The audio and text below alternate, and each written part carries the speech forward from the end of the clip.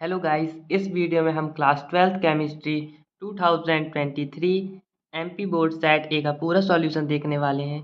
इस वीडियो में मैं आपको पूरा कंप्लीट सॉल्यूशन दिखाऊंगा इंग्लिश में, और इस वीडियो में मैं आपको क्वेश्चन का आंसर बस बताऊंगा। वो आंसर क्यों है ये नहीं बता पाऊंगा, उसका एक्सप्लेनेशन नहीं दे पाऊंगा, क्योंकि अगर एक्सप्लेनेशन देने बैठा तो बहुत बड़ी वीडियो बन जाएगी, और जितनी बड़ी वीडियो उतनी अपलोड करने में प्रॉब्लम होगी। इसलिए मैं आपको सिर्फ सॉल्यूशन ही बताऊंगा। तो स्टार्ट करते हैं। सॉल्यूशन ऑब्जेक्टिव से स्टार्ट करेंगे, टिक मार्क से, और पूरा सॉल्यूशन देखेंगे क्वेश्चन आंसर तक। 20 क्वेश्चन देखेंगे पूरे। पहला क्वेश्चन है टिक मार्क में फॉर्मूला ऑस्मोटिक प्रेशर वाला, तो इसका आंसर ये हो जाएगा, ये है। और इसका आंसर डी सेकेंड का। ऐसे ऐसे आप देख लीजिए, सेट ए का पूरा सॉल्यूशन है ये। 2023 का केमिस्ट्री का पूरा सॉल्यूशन आप देखते जाइए। इसका डी हो जाएगा सेकेंड का, थर्ड का भी डी हो जाएगा, और ऑक्सीडेशन वाले का हो जाएगा बी, और फिफ्थ का फ्रिंकलिस्टीन रिएक्शन और अल्कोहल रिएक्ट विथ सोडियम वाले का हो जाएगा RONA, और सेवन्थ वाले का हो जाएगा ये वाला CF3COOH, फर्स्ट वाला ए वाला। मोलैरिटी ऑफ द वाटर ये हो जाएगी, और सेकेंड इसका आंसर ये हो जाएगा सेकेंड वाले का 0। इसका ग्रीन, ऐसे ऐसे आप देखते जाइए पूरा। Ethylene diamine tetraacetic, और एनिसोल रिएक्ट विद द, तो ऑर्थो पैरा नाइट्रो एनिसोल आ जाएगा। और methylamine is stronger basic than ammonia. Okay, यानी मोर बेसिक भी लिख सकते हैं। मैं यहाँ स्ट्रॉन्गर लिख दिया हूँ, तो मोर बेसिक भी लिख सकते हैं आप। और chemical name of the B2 is riboflavin. ये हो गया, और पूरे सॉल्यूशन दिखाते जा रहा हूँ मैं आपको। अब मैचिंग आ गई है। मैचिंग ये देख लीजिए, जो आंसर है उसी के सामने लिखा है, बस यहाँ पे ना थोड़ी मिस्टेक हो गई थी। तो सेकेंड का आंसर ये है, negative ion, primary valency negative ion, और एल हेक्सोस का ग्लूकोज होगा। ठीक है, बस यहाँ पे प्रॉब्लम हो गई थी, बाकी सब आंसर उसी के सामने लिखे हैं। और ये फोर्थ नंबर का क्वेश्चन, ये हो गए पूरे सॉल्यूशन। ये है इसका फॉर्मूला, और ये ऐसा यूनिट और हाइजेनबर्ग का फॉर्मूला, ये इसका कंप्लीट फॉर्म और फुल फॉर्म, और इसका ये पूरा लिख दिया हूँ। यहाँ पे रिएक्शन छोटे छोटे में लिखिए, आप देख लीजिएगा। और ये पूरा मतलब इसका कॉन्फ़िगरेशन, हाँ कॉन्फ़िगरेशन लिखना है तो ये रहा, और इसका एमिनो एसिड आएगा। और फिर अब लॉन्ग क्वेश्चन में चलते हैं, मतलब 2 नंबर वाले। तो 2 नंबर क्वेश्चन नंबर 5 से स्टार्ट होते हैं। मोल फ्रैक्शन की डेफिनेशन पूछा था, ये मोल फ्रैक्शन की डेफिनेशन। आप फार्मूला भी लिख सकते हैं, गूगल से सर्च करके लिख दीजिएगा। मतलब 2 ही नंबर में इतने डेफिनेशन ही पूछा था, लेकिन आप फार्मूला लिख देंगे तो पूरे फुल 2 नंबर मिलने का 100% चांस रहेंगे। और वाला ये हो गया। और सिक्स्थ वाला ये सॉल्ट ब्रिज के फंक्शन लिखने थे। फैराडे का लॉ लिखना था इलेक्ट्रोलिसिस का, ये हो गया फैराडे के लॉ। और ये फर्स्ट ही लॉ बस लिखना था, तो एक लॉ बस लिखा हूँ। और सेवन्थ वाले का क्वेश्चन हो गया ये, मैं अभी अच्छे से देखिए। सेवन्थ वाले का डिफरेंस लिखना था मोलैरिटी और ऑर्डर ऑफ रिएक्शन में। और right any two difference between the rate of reaction and rate constant. इसका नेक्स्ट पेज में रुक जाइए।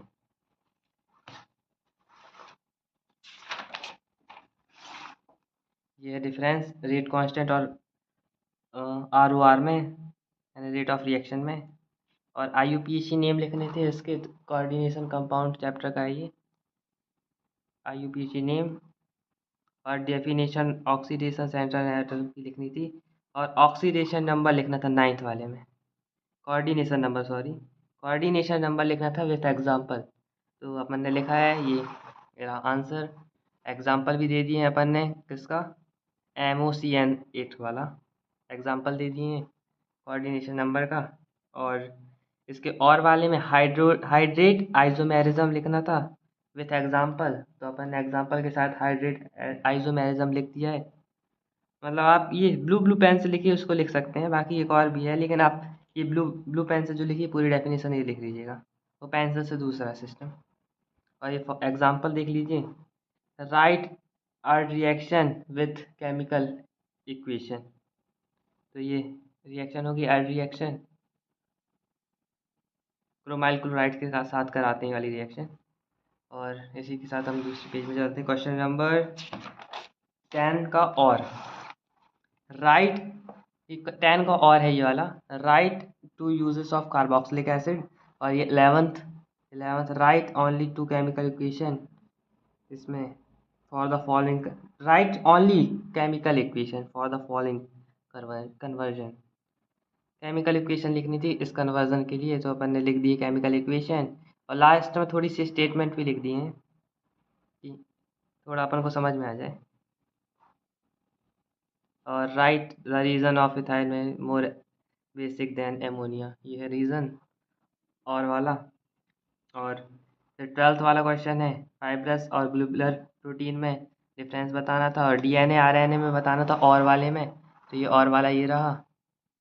और 13 क्वेश्चन में अपन वो था न्यूमेरिकल। तो न्यूमेरिकल टाइप क्वेश्चन में अपन ने पूरा न्यूमेरिकल सॉल्व कर दिया एकदम, हर स्टेप को सॉल्व किया, फॉर्मूला लिख के हर चीज़ को रिप्रेजेंट किया कि क्या चीज़ क्या है और कितनी वैल्यू गिवन है और क्या चीज़ गिवन नहीं है, उसको अलग से कैलकुलेट करे हैं।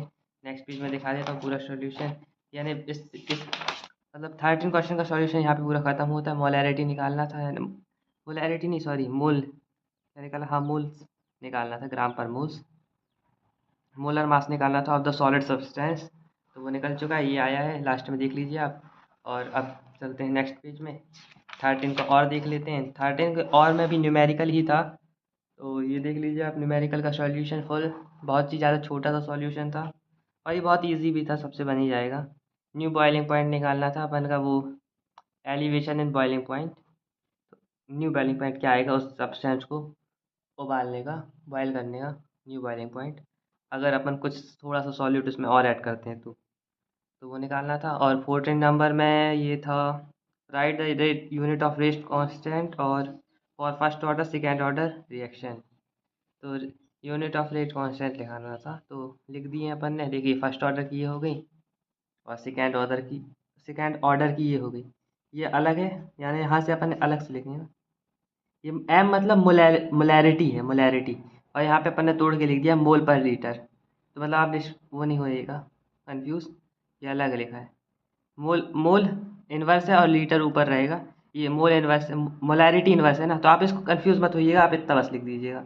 ये जितने मैं आपको ब्रैकेट के अंदर कर रहा हूँ, बॉक्स के अंदर, इतना इतना बस लिख दीजिएगा, इसमें कंफ्यूज मत होइएगा। ये और मैं कर दिया हूँ, ये इतना आप लिख दीजिएगा, ये एल है, एल वन नहीं है, एल सेकेंड इन्वर्स, मोल इन्वर्स एल, और लीटर एल मतलब लीटर और सेकेंड इन्वर्स, ठीक है, हो गया। अब क्वेश्चन नंबर 14 का और देख लेते हैं। इसमें डेफिनेशन लिखनी थी, ये तो बहुत ही ज़्यादा इजी थी। रेट डिटरमाइनिंग स्टेप की लिखनी थी और ऑर्डर ऑफ रिएक्शन की, तो हो गई डेफिनेशन। और अब देख लेते हैं अपन क्वेश्चन नंबर 15। इसमें अपन को डी ब्लॉक और एफ ब्लॉक में डिफरेंस बताना था। ये तो भाई क्या ही बोले, बहुत ही ज़्यादा इजी क्वेश्चन था और इसका सॉल्यूशन ये रहा। देख लीजिए पूरा सॉल्यूशन, लाइन से सॉल्यूशन पूरे, कितने कितने कितने डिफरेंस है, 1 2 3 4 5 6, टोटल 6 डिफरेंस दिए हैं। आप कोई 4 भी लिखेंगे तो 3 लिखना था टोटल, एनी 3 लिखना था शायद, हाँ एनी 3 लिखना था आपको, कोई से भी लिख सकते हैं आप 3। इसमें भी 2 और 3 डिफरेंस लिखने थे, तो आप देख लीजिए ये है लेंथेनाइड और एक्टिनाइड्स में। और ये क्वेश्चन नंबर 16 इसी के साथ आता है। क्वेश्चन नंबर 16 में अपन को कन्वर्ट करना था। अपन को वो स्टेटमेंट दिया, अपन को उसको यानी कन्वर्ट करना है, क्या क्या रिएजेंट यूज़ होगा वो सब लिखना है। तो मतलब रिएजेंट दिया है, अपन को प्रोडक्ट क्या बनेगा वो शायद बताना है, हाँ। On the chemical equation for the following reaction, alkyl halide react with the sodium oxide, okay. हाँ तो अपन को मतलब रिएजेंट दिया था और अपन को प्रोडक्ट बताना था और बाय प्रोडक्ट भी बताना था। तो ये देख लीजिए आप पूरा, मतलब पूरा सॉल्यूशन यही है। और इसका और वाले में भी IUPAC बताना था, ये तो ज़्यादा इजी था। तो अभी IUPAC नेम दिए थे अपन को, मतलब उसका स्ट्रक्चर बताना था, तो स्ट्रक्चर हो गया ये। और SN1 और SN2 का मैकेनिज्म लिखना था, तो ये है मैकेनिज्म SN1 का, और SN2 का भी अभी दिखा देते हैं। फॉर्मेशन ऑफ कार्बोकैटायन SN1 का फर्स्ट स्टेप है, और सेकेंड स्टेप अभी और दिखा दे रहा, attack of the nucleophile on the cation carbocations. Attack on है।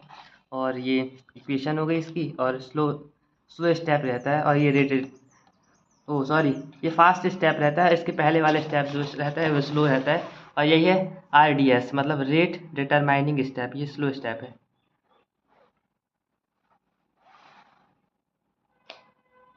और इसी के साथ चलते हैं अपन सेकेंड मैकेनिज्म में, SN1 के मैकेनिज्म में। ये हो गया SN1 का ट्रांजिशन स्टेट बनती है, और वो अनस्टेबल स्टेट रहती है तो फटाक से कन्वर्ट हो जाता है इन्वर्जन इसमें, अल्कोहल, प्राइमरी अल्कोहल में। ओके, ये बन गया।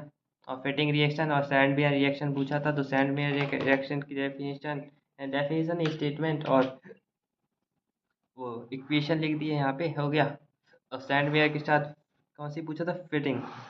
फिटिंग पूछा था, फिटिंग की ये रही, एकदम पूरा इजी आंसर है, एकदम छोटी सी लाइन में, छोटा सा पैराग्राफ में आंसर खत्म, इक्वेशन के साथ, एग्जाम्पल के साथ। और ये हो गया था 18 क्वेश्चन में डायग्राम पूछा था, और लेबल डायग्राम पूछा था, और इक्विस स्ट्रक्चर केमिकल रिएक्शन भी बतानी थी। केमिकल रिएक्शन ये हो गई, और भी दिखा देता हूँ। इतना सा था बस, ये ज़्यादा बड़ा क्वेश्चन नहीं था, मतलब बड़ा कर भी सकते हैं, लेकिन इतने में अपन को पूरे नंबर मिल रहे हैं तो बड़ा क्यों करें। और नेक्स्ट इक्वेशन डिराइव करनी थी, ये सबसे मतलब देखिए मैं एकदम इजी वे में कराऊँ, बुक में एकदम हार्ड मेथड में रहता है, मैं एकदम इजी वे में कराऊँ इसको, आसानी से समझ में आ जाएगा। अपन को पहले यहाँ पे इक्वेशन लिख दी गई है, तो यहाँ पे डिराइव कर दी है नेक्स्ट इक्वेशन। यहाँ पे डेल जी की वैल्यू वो अपन थर्मोडाइनमिक्स में पढ़े थे अपने 11th क्लास में, तो उसी के हिसाब से अपन ने कर दिया, ये इसके इक्वल होता है। और उसी के बाय फर्स्ट एंड सेकेंड फटाक से अपन ने सॉल्व कर दिया है, ये इक्वल आ गया पूरा इक्वल। फिर वहाँ से अपन ने वैल्यू रख दिया, ने सीधे ई सेल करके रख दिया, मैंने वहाँ से कंपेयर अपेयर करके, तो ई सेल इक्वल ऐसे। और ये RT की वैल्यू हो गई स्टैंडर्ड कंडीशन में, तो यह हो गया सॉल्व। यहाँ पे नेक्स्ट इक्वेशन आ गई, डेराइव हो गई। और अपन को ऐसी एसिटिक एसिड दिया था, तो how will be prepare for following from acetic acid. अपन ने एसिटिक एसिड से ये सब कैसे बना सकते हैं, तो अपन को इक्वेशन लिखनी थी, तो इक्वेशन ये रही नीचे, आप इसको देख लीजिए पूरा सॉल्यूशन। ओके, इसको राइट डाउन कर लीजिए, मतलब बहुत ही ओपी है, इम्पॉर्टेंट भी है, मतलब इसको आप पढ़ ही लीजिएगा, समझ लीजिएगा मैकेनिज्म कैसे हुआ है, क्या अटैक करता है, क्या कौन सा पहले प्रोडक्ट बनता है, कौन सा बॉन्ड टूटता है, बस इतना समझना है आपको, बाकी हो गया काम। और ये रहे बाकी के 3, और ये 5 हो गए पूरे कंप्लीट। और वाला क्वेश्चन देख लीजिए, और वाले में अपन को पूरा कन्वर्ट मतलब कंप्लीट करना था रिएक्शंस को, तो ये हो गया रिएक्शन कंप्लीट। तो इसी के साथ पूरा सॉल्यूशन ख़त्म होता है 2023 का सेट ए का MP बोर्ड का सॉल्यूशन पूरा ख़त्म। ठीक है।